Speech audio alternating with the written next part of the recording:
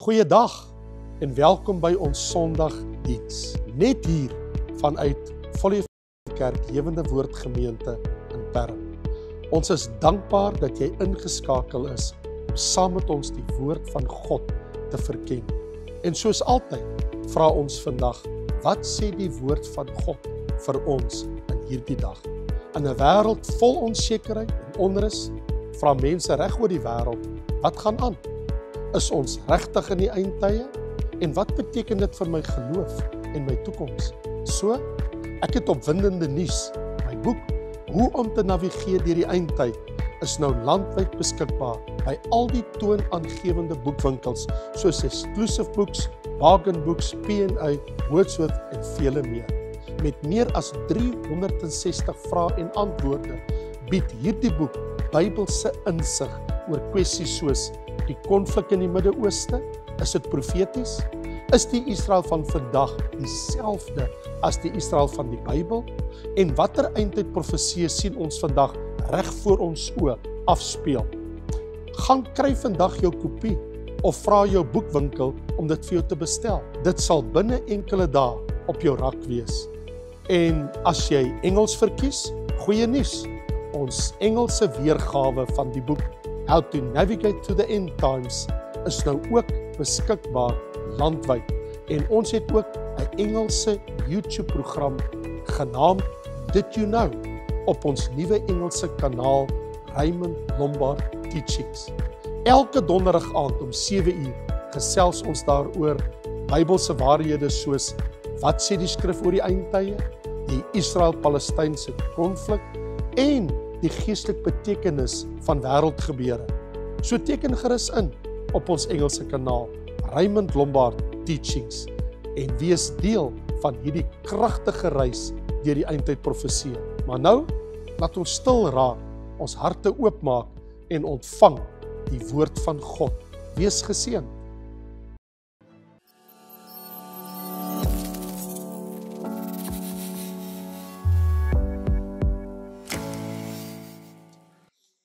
Vriende, kom ons lees saam. Julle weet dat ons is mos nou besig met 'n reeks deur die boek Klaagliedere.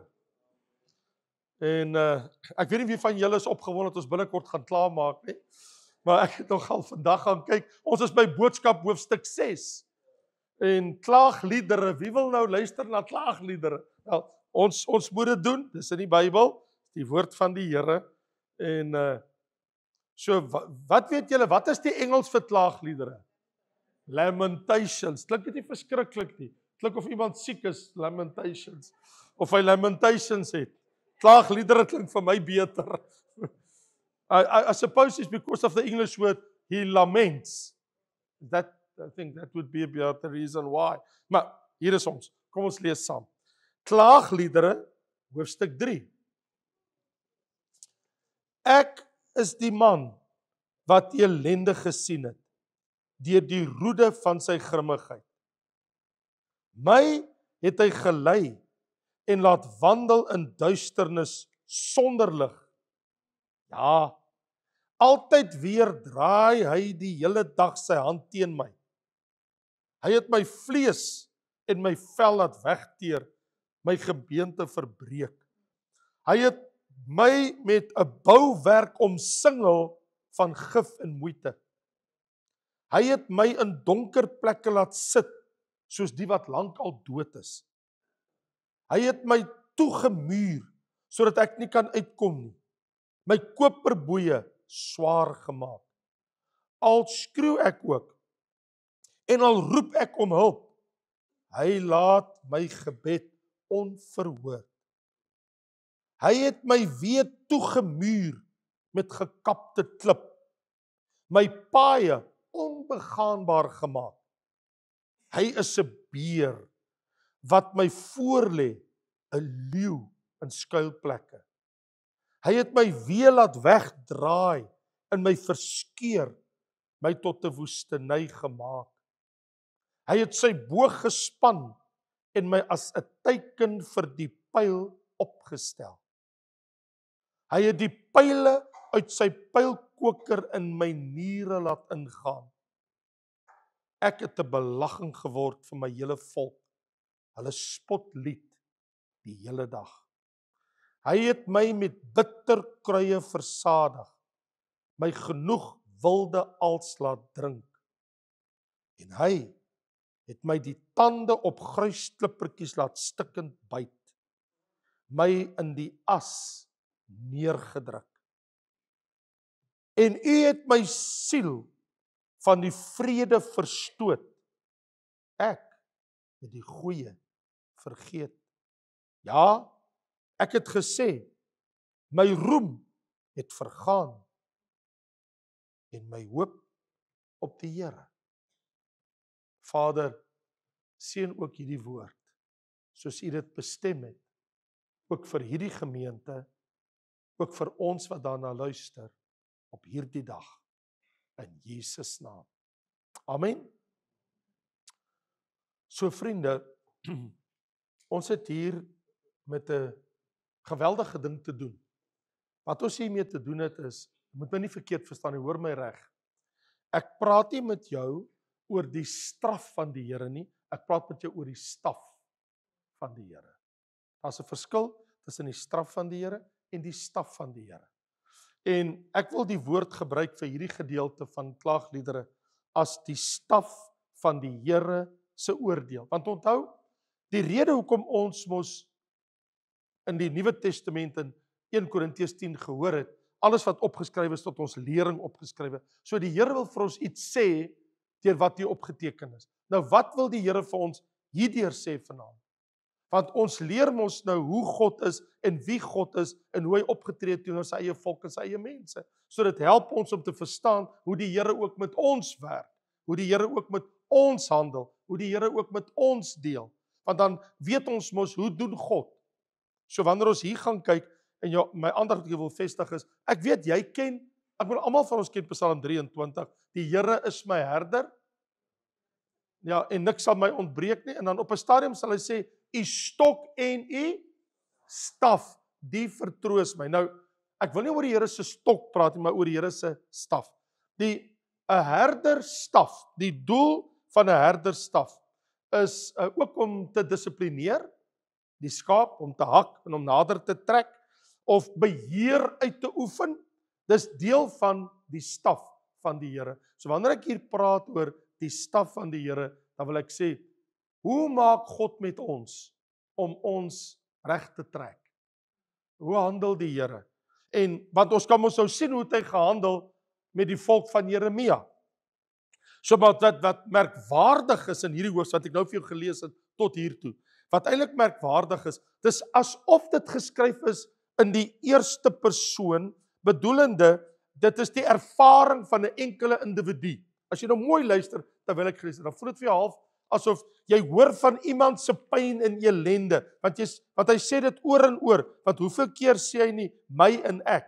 Hy sê sy hand is teen my, dis my vel, my vlees. Hy het my met bouwerk omsingel, my in donker plekke gestel en ek kan nie uitkom nie. Ek is in koperboeie en al skreeu ek, al roep ek, hy het my gebed en so gaan hy oor en oor aan waar hy die hele tyd sê die Here doen dit met my mans. Weet eintlik wanneer Jeremia dit doen. Hy sê dit in die eerste persoon, maar hy doen dit ook namens Israel en namens die volk Juda. Dat is asof die volk van die Here sê, kyk wat het die Here met my gedoen en hoe die Here met my gemaak. So, en hoeveel keer as ons maar net daar gaan kyk, lê die klem daar, dit gaan eintlik meer as net oor Jeremia wat dit sê. Dit is Jeremia wat dit skryf, maar die skrif wil vir ons hierdeur wys, en soos die konteks, en soos nou verder gaan in die volgende paar weke, totdat ons gaan klaarmaak, baie keer gaan dit baie meer as net Jeremia. Dis eintlik die worstel met God, met die probleme wat hulle nou ondervind in die situasie wat hulle self in bevind. So, wat ek net gou wil doen is, ek wil vir jou sê, ek wil net 5 dinge vir jou te noem in hierdie gedeelte, en ek hoor daai 5 dinge, moet ek nou iets vir jou oor elkeen van die 5 sê, want ek kon in hierdie gedeelte 5 dinge identifiseer, wat eintlik 'n maklike manier is om te verduidelik hoe hierdie persoon worstel, wat sy worsteling in sy binneste is. Die een is, God is teen my. Dis nommer 1. Vir hom voel dit net, maar die Here is nie vir my nie. Vir hom voel dit, Die Here is teen hom. Hy sê, kyk vers 1, hy sê, ek is die man wat ellende gesien het deur die roede van sy grimmigheid. Wat God aan hom gedoen het. So, sy hart is gebroke, en niemand van God se kinders hou daarvan nie, om gebroke te wees nie. Maar ons weet mos, ek en jy ken mos ook die Nuwe Testamentiese skrifte in die lig wat hulle nie gehaat het nie. Wat soos byvoorbeeld Hebreërs hoofstuk 12. En ons weet uit hoofde van Hebreërs hoofstuk 12 uit, dat die Here ons tugtig tot ons bes wil, dat ons 'n vredevolle vrug kan oplewer vir die wat daardeur geoefen is in die vrug van geregtigheid, sê Hebreërs hoofstuk 12. So Hebreërs sê, die Here doen dit om iets uit ons te voorskyn te bring. Dis 'n manier wat God iets uit ons uithaal. Die profeet Micha, hy het iets daarvan verstaan, toe hy in Micha, hoofstuk 7 vers 14, verwys die profeet, en dit is nogal aangrypend, wanneer die profeet sê, dat wat u volk, dit is nou in Micha 7 vers 14, wat u volk met die staf, die kudde, wat wy u volk met die staf, die kudde, wat u erteel is. In ander woorde, Here, vat dan u herderstaf, en doen wat u moet doen met u volk. Hy verstaan dit, dat die Here kan die volk nie aan sy eie lot oorlaat nie. Die Here kan nie vir my en jou in ons eie lot oorlaat nie. Die Here moet in ons lewe, moet die Here ingryp. En so, dit word verstaan, dat as die Here nie ingryp in ons lewe nie, dan is ons onegte kinders. En as ons kinders van die Here is, as hy moet dissiplineer, of die Here moet ons nader trek, of met die herderstaf nader hark. So hier kan ons sien, dat dit is wat hy voel. Hy voel, die Here is teen my. Hier is 'n tweede ding. Dit voel net vir hom, die Here is teen hom, dit voel asof die Here sy vyand. Dit is asof die Here my vyand is. In vers 2, hoor net hoe klaag hy, by klaagliedere, wanneer hy in Jeremia, wanneer hy sê, dis nou in vers 2, hy het my gelei en my laat wandel in duisternis sonder lig. Die Here bring my daar, en hy draai die hele dag sy hand teen my, vers 3, my vlees teer weg, hy het my met bouwerk omsingel, hy het my in donker plekke gebring.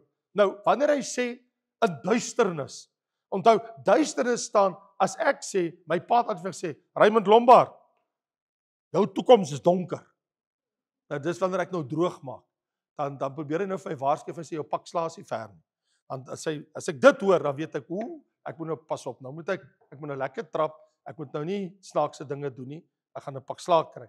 As hy sê, jou toekoms is donker, né, kan dit sê, was nou sy manier, of my te sê, jy gaan probleme kry, en jou probleme is naby, bedoelende, dit gaan donker wees. So, wanneer die Bybel ook praat, is interessant, duisternis bedoelende, groot probleme, daar is ook radeloosheid, daar is 'n gebrek aan uitkomste, want hy sê, die Here het die lig weggevat, ek sit in duisternis. In Jeremia, sy kollega, die profeet Jesaja, hy sê in Jesaja hoofstuk 50 oor hierdie ding, oor die duisternis, hy sê in vers 10, wie is daar onder julle wat die Here vrees? Wie onder ons vrees die Here? Wat na die stem van sy knegt luister, wat in duisternisse wandel en geen ligstraal sien nie. Jy voel, dis donker. Ek sien net nie uitkoms van my situasie nie. Ek sien net nie, hoe gaan hierdie ding opgelos word nie. Want hy sê, wat in duisternisse wandel en geen ligstraal sien. Dis like, daar's nie 'n manier nie. Ek sien nie 'n uitkoms, ek sien nie lig nie. Laat hy vertrou op die naam van die Here en steun op sy God. So Jesaja sê, as jy geen lig sien nie, soek net die Here. Steun op die naam van die Here en van jou God. So party mense dink, en dan sê hy ook daarin waar hy sê, die hand van die Here is heeldag teen my. Party mense dink, dat dit voel van asof die hand van die Here teen hulle is, want niks werk nie. Dis asof, hulle sien nie meer sy aangesig nie. So wanneer 'n mens sy ewigheidsperspektief verloor, dan gebeur dit met jou. Want jy sien nie verder nie. Want jy sien, ek het in my lewe gevind, 2 Korintiërs 4, vers 17, omskryf dit vir my, op 'n baie wonderlike wyse. Ek wil dit vir jou hier uitlig. Daar staan, in 2 Korintiërs 4 vers 17 en vers 18. Want ons ligte verdrukking wat jy op aarde deurmaak, wat vir 'n oomblik is, dis solank dit is gemeet teen die ewigheid, bewerk vir ons 'n alles oortreffende ewige gewig van heerlikheid. Paulus sê, as ek na al my probleme nou kyk, dan wil dit my oorweldig. Maar wanneer ek daaroor dink, dat alles het 'n vervaldatum, dat dit is eintlik maar net vir 'n oomblik, my lewe op aarde is net vir 'n tyd lank. Nou kom hy volgende vers, en hy sê in vers 18, omdat ons nie let op die sigbare dinge nie, maar op die onsigbare. Die sigbare is tydelik, die onsigbare ewig. So hier's my vraag, wat sien jy raak? Sien jy net jou tydelike situasie, of sien jy die ewigheid? Wat sien jy?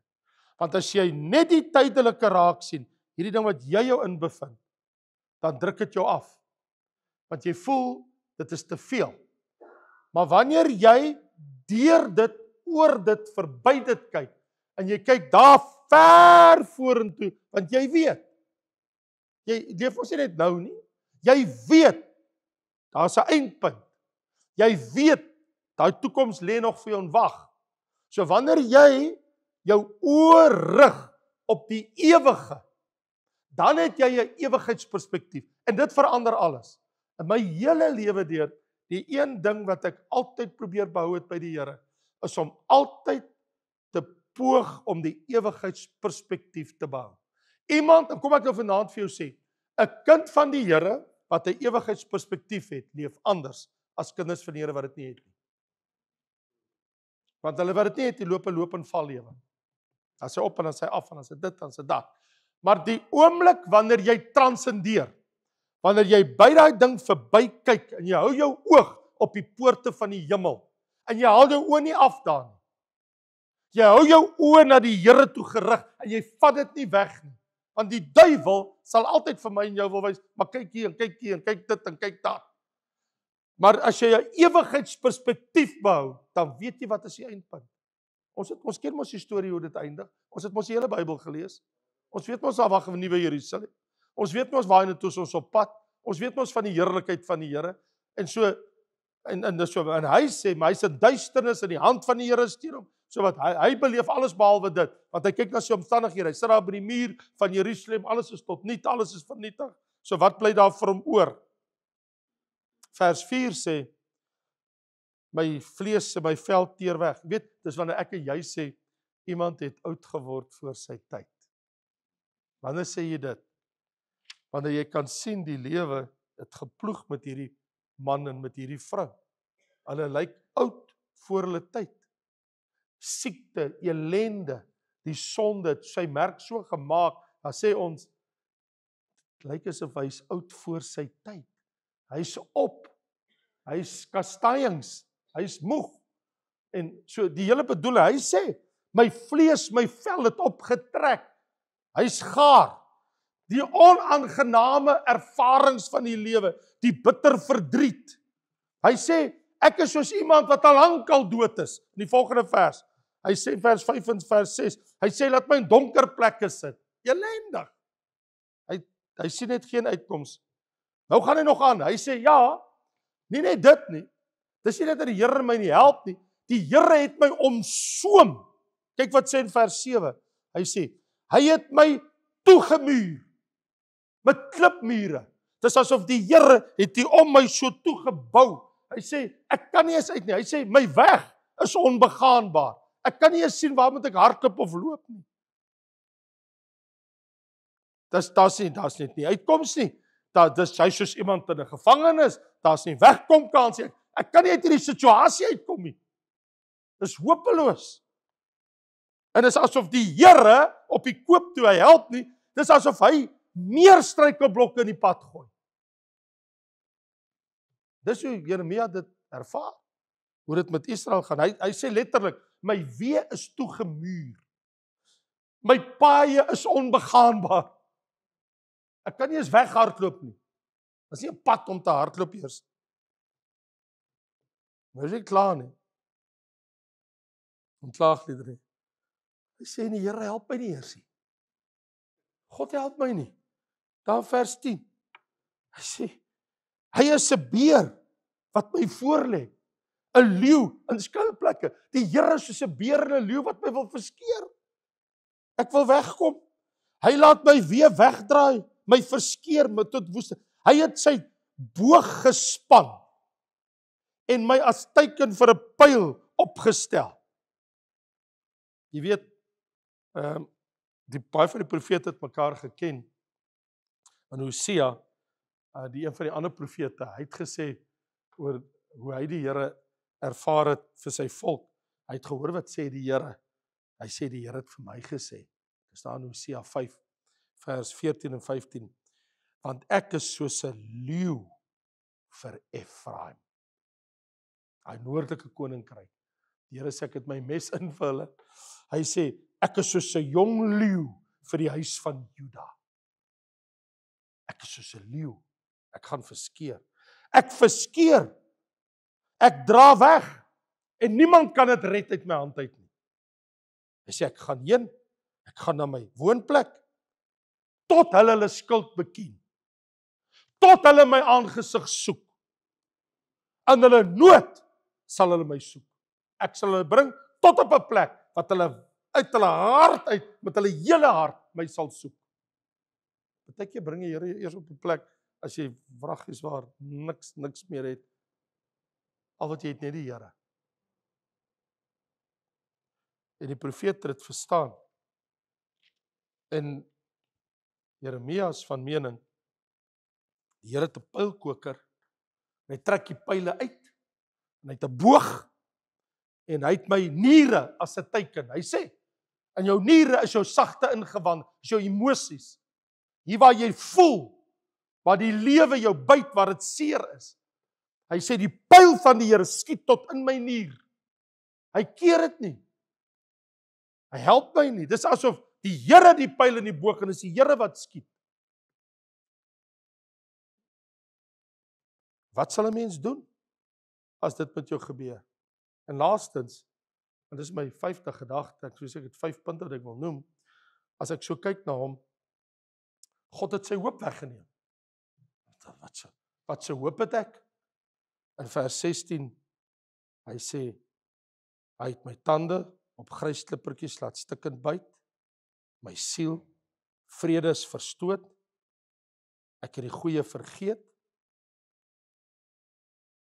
Maar dan, in my laaste vers, wat ek vir jou gelees het, vers 18, die laaste, allerlaaste woorde. As mense so na alles luister, is dit like, daar's nie hulp nie, daar's nie uitkomste nie, alles gaan tot niet. En dan kom jy by vers 18. En aan die einde van vers 18, wanneer hy gesê het, my roem het vergaan, en my hoop op die Here. En vir die eerste keer praat hy van God. Vir die eerste keer in hierdie hoofstuk noem hy hom Adonai. Ek praat van die Here. Ek praat van God. Al hierdie ander goed is die dinge van die lewe, in die stryd wat hy voel, God het hom verlaat en hy is alleen en as die Here is teen hom. En nou vir die heel eerste keer praat hy van Adonai. Praat van die Here. Dis asof vir die heel eerste keer kom daar 'n ligstraal. Die Here. Hy onthou die Here. Daar's daai opflikkering. My hoop is op die Here. Jy weet, koning Salomo het gesê, en ek dink julle ken daai vers. As ek dit vir julle aanhaal, gaan jy dadelik sê, ja. Spreuke 18 vers 10, ek dink die meeste kinders van God ken daai woorde. Die naam van die Here is 'n sterk toring. Die regverdige hardloop daarin en word beskud. In ander woorde, as jy wil vlug na 'n toring toe. Hy sê, die naam van die Here is soos 'n sterk toring. As die mense vir jou kom en die vyand kom, dan vlug jy binne in die toring in. 'n plek van beskerming waar jy nie kan bykom nie. En hy sê, die naam van die Here is 'n sterk toring. So dit lyk toe vir my, vriende, as ek nou maar net weer kyk na waar ons gelees het, en ek kyk na vers 8, is iets wat ek onder jou aandag wil bring. Ek het net daaroor net vinnig oor dit geskuur net, nou, maar ek wil vir 'n oomblik daar stop. Hy sê, al skreeu ek ook en al roep ek om hulp, hy laat my gebed onverhoor. God luister nie as ek bid nie. Dis wat hom pla.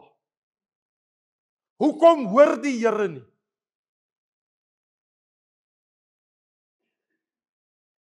Hoekom hoor die Here nie as ek bid nie?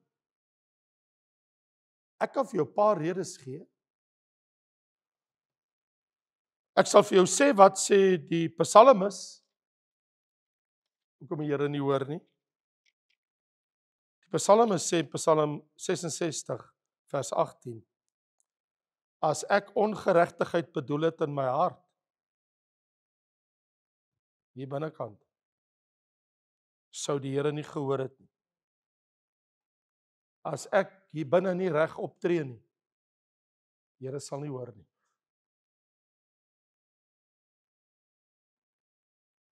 Dan sal hy sal sê, waarlik God het gehoor, hy het geluister na die stem van my gebed, want hy het dit nie so bedoel nie. Maar ek sê, dis wanneer jy vind dit help nie om te huil en te bid nie, en te roep nie. As jy in jou hart ongeregtigheid bedoel, vriende, kom ek dit vir jou sê vir wat dit is. Die hoogste uiterste van sondes is, as jy nie luister na die Here nie, dan kom jy op 'n plek waar wanneer jy huil en bid, dan voel dit vir jou asof God luister ook glad nie meer nie. Want jy sien, daar's niks in die hele wêreld wat 'n gelowige se gebed so verhinder, soos weggesteekte, verborge, gekoesterde sonde in 'n hart. Met daai sonde moet ek en jy breek. Jy kan nie met dit sit in jou lewe nie. Ek weet, ek lees ook die Bybel, wanneer 'n mens sê bid volgens die wil van God nie, ja, dan sal die Here ook nie sulke gebede beantwoord nie. Ja, ek ken ook my Bybel, ek weet ook van Jakobus 4, dat julle bid en julle ontvang nie, want julle het julle eie begeertes, wil julle dit deurbring, Jakobus 4 vers 3, wanneer jou gebed nie reg is, want die einddoel is nie reg nie, om my eie vleeslike begeertes deur te bring. Ek verstaan dit. Ek weet ook van Jakobus 1, ek lees ook my Bybel soos jy. Ek weet dat ongeloof en twyfel kan ook gebede verhinder. Ja. Daar is dinge en daar is sekerlik dinge wat ek nou genoem het, wat ook mense se gebede verhinder. Maar vriende, daar's niks. Ek sê vir jou, daar is niks wat so effek het op onbeantwoorde gebed as sonde wat gekoester word en dit word nie bely nie. Dis so goed soos jy sluit die deur toe. You can be sure of that. Vers 17, voor ek afsluit. Ek het gesien, U het my siel van die vrede verstoot. I've got no inner peace. Ek het nie vrede in my hart nie. Sy vrede is weggestoot. Ek wil sê, God dank, ek en jy het 'n Nuwe Testament. Dank die Here. Ons leef nie in Jeremia se dag nie.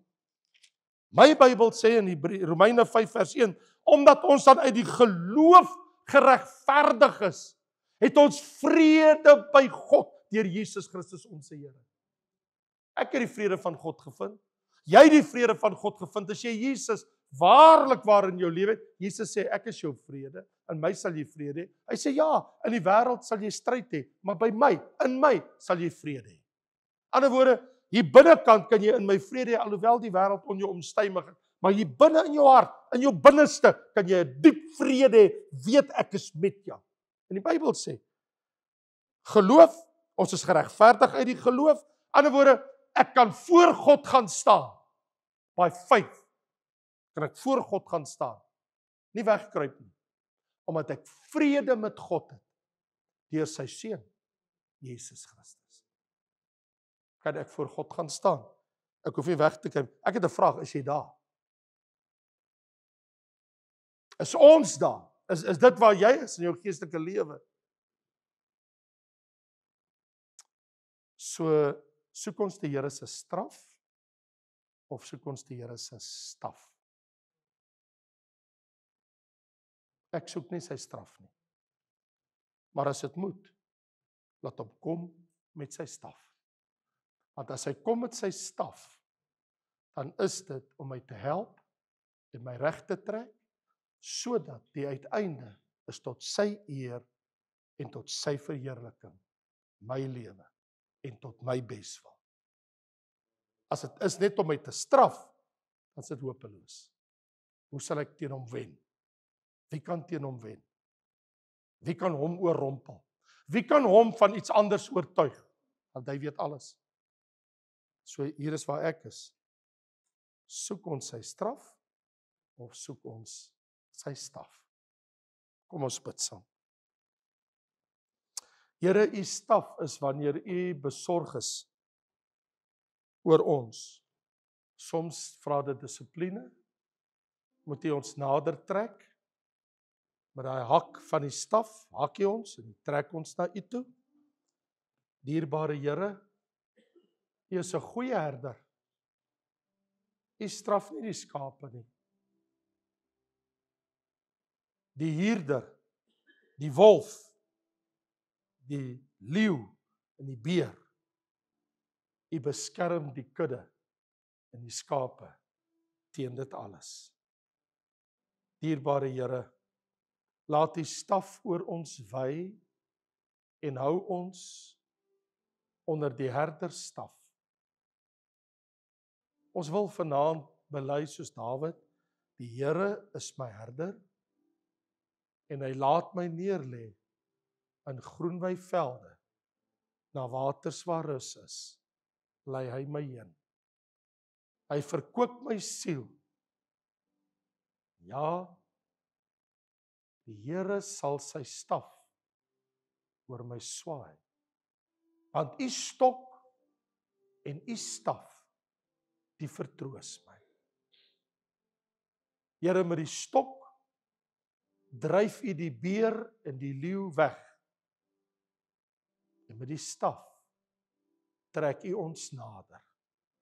En ons pleit vanaand by u, Here, trek ons nader na u toe, al hoe nader en nader. En vir Jeremia was dit op hierdie stadium iets vreesliks, om te voel asof God hom verlaat het. Maar tog sê hy, my hoop is op die Here. Die Here. Die Here is nog daar. Die Here is nie weg nie. Die Here is daar. Here, dankie dat u daar in ons lewe is, en dat u altyd daar sal wees. Want u woord sê, ek sal jou nooit begewe, en ek sal jou nooit verlaat nie. Here, in daardie belofte, in Hebreërs 13, gryp ons vas vanaand. Ek sal jou nooit begewe, en nooit, maar nooit, sal ek jou verlaat nie. Dankie vir daardie sekere wete. Al is ons soms gewikkel in stryd, ons weet met 'n ewigheidsperspektief wat die einde sal wees, tot u heerlikheid. Ons het u lief, Vader. Here Jesus, u is die goeie herder. Dankie dat u ons in die kraal bymekaar bring. In Jesus naam, Vader, loof ons u vanaand. Amen.